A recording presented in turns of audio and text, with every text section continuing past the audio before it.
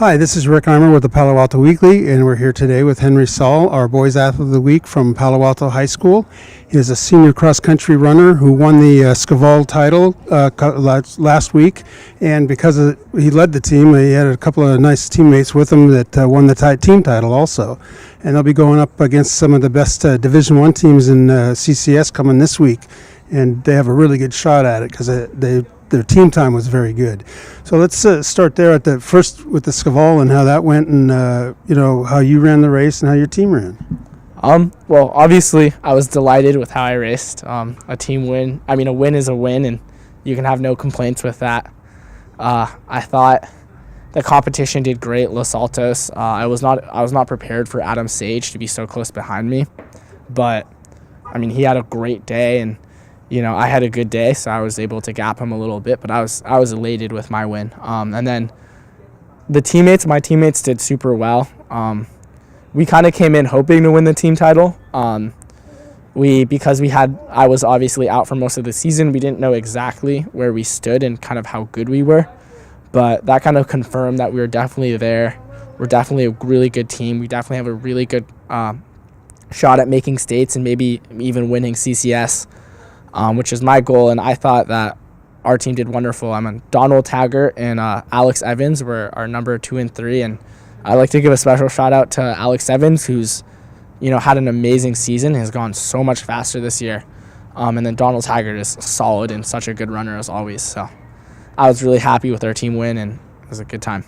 Hey, I was thinking about while you were talking that the Scaval is a very deep league in cross country. I mean, there's a lot of good teams. I mean, in both divisions, and you really kind of separate yourselves from the rest of the section, except for the WCAL, I guess.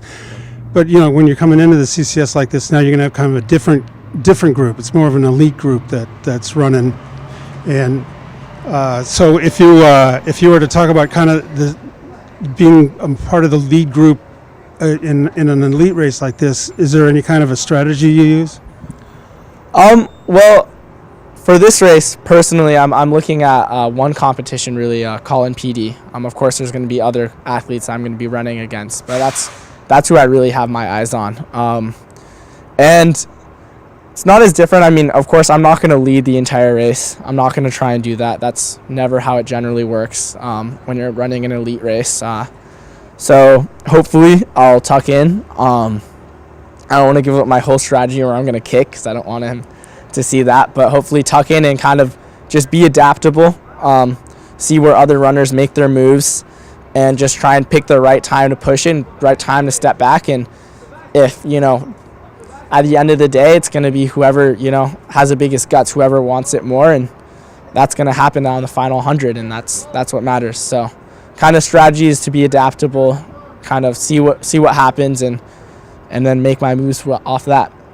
Right, you don't have to reveal any secrets, but of course the team has a little strategy too, I'm sure. And this is a team that can really it's pretty smart, I would imagine, and they can really think through the race before. So.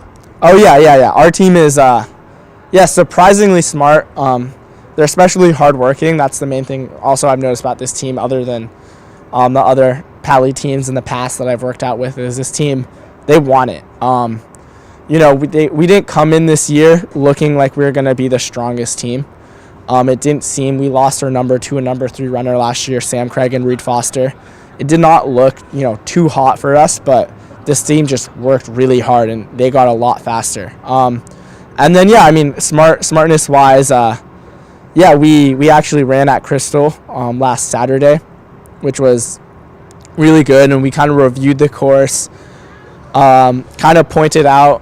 We kind of all analyze where we want to cut corners, when is a good time to push, how to run the uphills. So the entire team gets this general strategy, and I know a lot of the individual guys have already looked at. They already know who they want to run with. They already know where they're going to be. So they're all really smart. They already all know what they're doing. So I'm pretty confident. Great, and I know you enjoy running at Crystal Springs, which is where the CCS is going to be run. What makes it such a great course?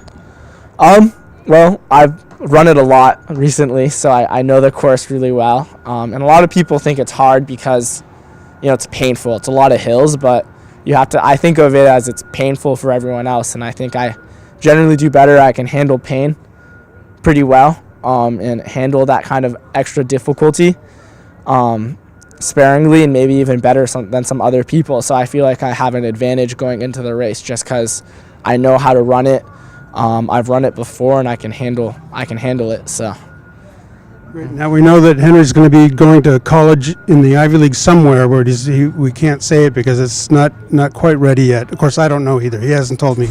But, when you're looking toward to college like that, you're looking for kind of a mix between academics and athletics? Absolutely. That was kind of my main decision. I mean, the reason why I was looking at schools like that is the Ivy League is a Division I programs. They're all top schools. They send kids to NCAAs every year.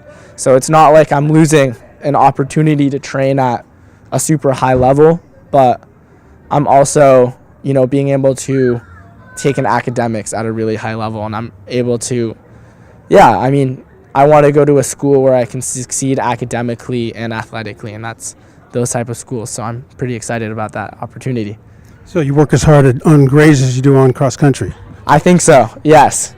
Yes, it's a hard night deciding whether or not I want to get 9 hours of sleep or study for that extra math test another hour or so, to make sure that I'm successful in both areas. It's a hard decision, but yeah, you have to make it sometimes. Yeah, I mean, there's tough decisions for the Palo Alto kids that have to go to the Ivy Leagues, I know. Anyway, we've been talking to Henry Saul. He was our Athlete of the Week, and congratulations. Thank you so much. And if you want to find out about next week's Athlete of the Week, press that subscribe button down below or visit us at pasportsonline.com.